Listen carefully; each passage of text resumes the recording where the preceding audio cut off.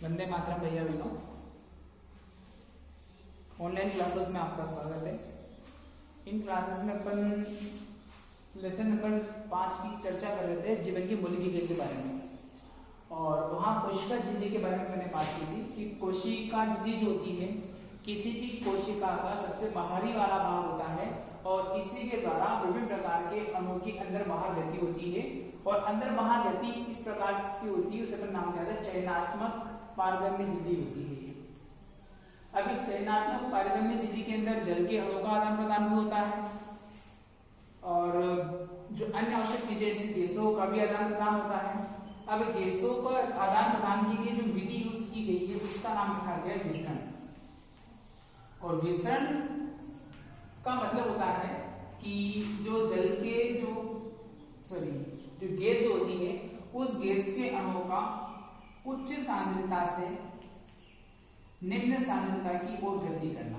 तो गैस के जो अणु है उनकी एक प्रॉपर्टी रहती है कि हमेशा उच्च सांद्रता से निम्न सांद्रता की ओर ही गति करती है और यही गुण जो से कराता है विसरण कराता है।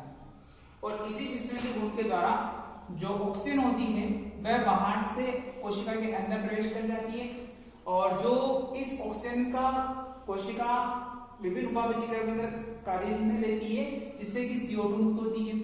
इसकी उच्च सांद्रता इस कोशिका के अंदर होने पर यह पुनः विसरण विधि के द्वारा बाहर कोशिका के बाहर वायुमंडल के अंदर आ जाती है।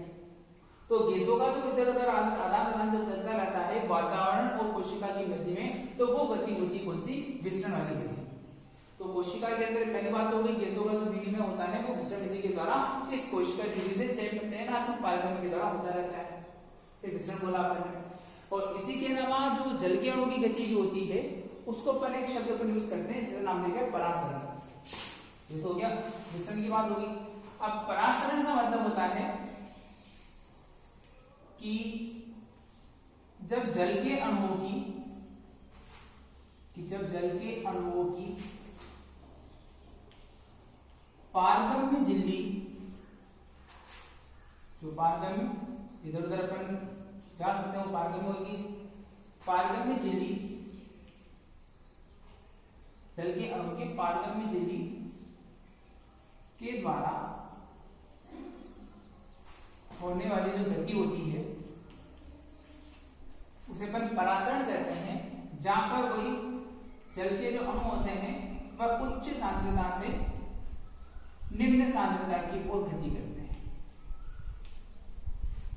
जल के अणु की पारगम्य झिल्ली के द्वारा जब गति होती है, जहां जल के अणु उच्च सांद्रता से निम्न सांद्रता की ओर गति करते हैं, तो उसे नाम दिया जाता है परासरण। और इसी परासरण की विधि द्वारा जल के जो अणु होते हैं और उसके अंदर अन्य पदार्थ जो घुले रहेंगे वह कोशिका के अंदर जाएंगे या कोशिका के अंदर जो पदार्थ होते हैं उन कणों की गति होती है वह कोशिका के बाहर हो जाती है।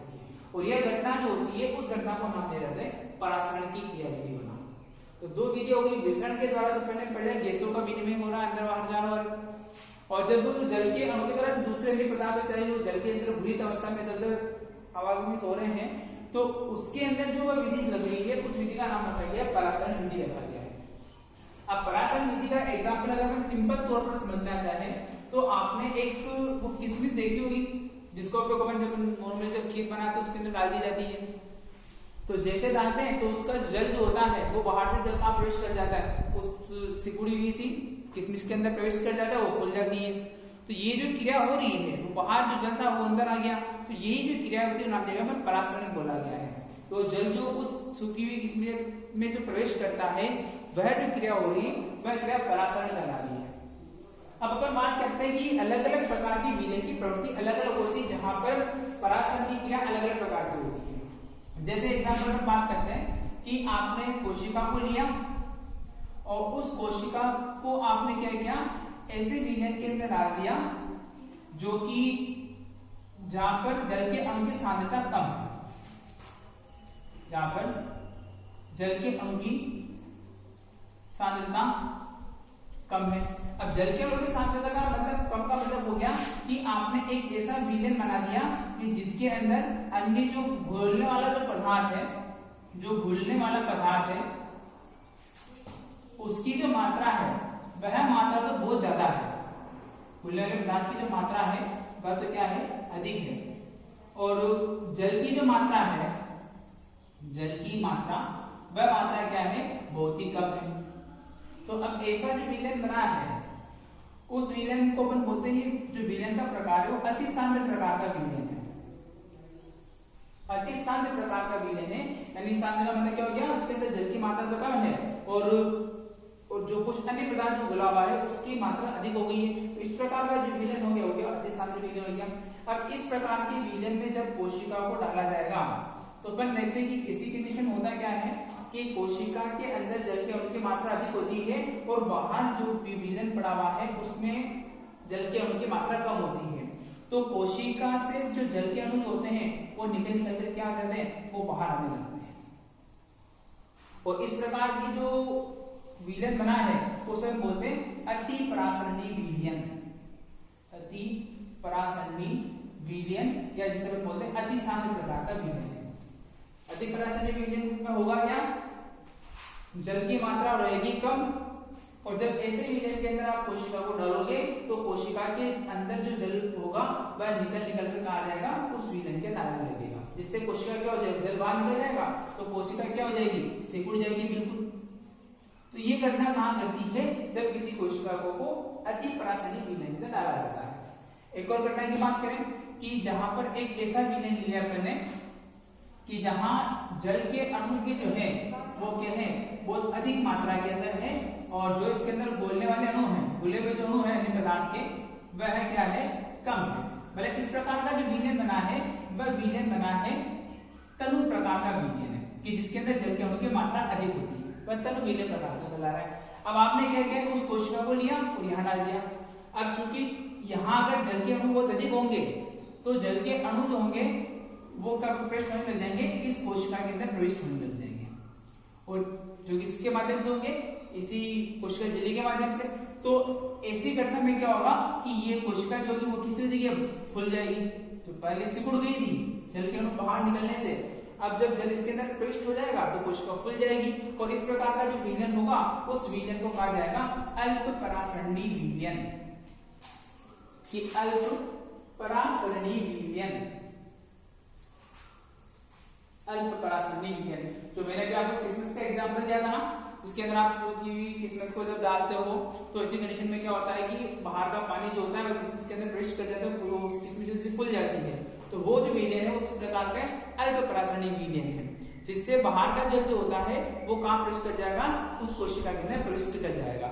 और एक और प्रकार का बनता है जिसके ऊपर बात कर लेते हैं, समपरासरणी विलयन। समपरासरणी विलयन, अब इस समपरासरणी में क्या होता है कि कोशिका में जल के अणु की सांद्रता और जो विलयन आपने बनाया है उसमें जल के अणु की सांद्रता बराबर होती है। जितना कोशिका के अंदर पानी है उतने मान लेना, उसी सांद्रता के या उसी संख्या के अनुपात में कोशिका को जिस विलयन में रख रहे हैं उस विलयन की सांद्रता भी वैसी ही है।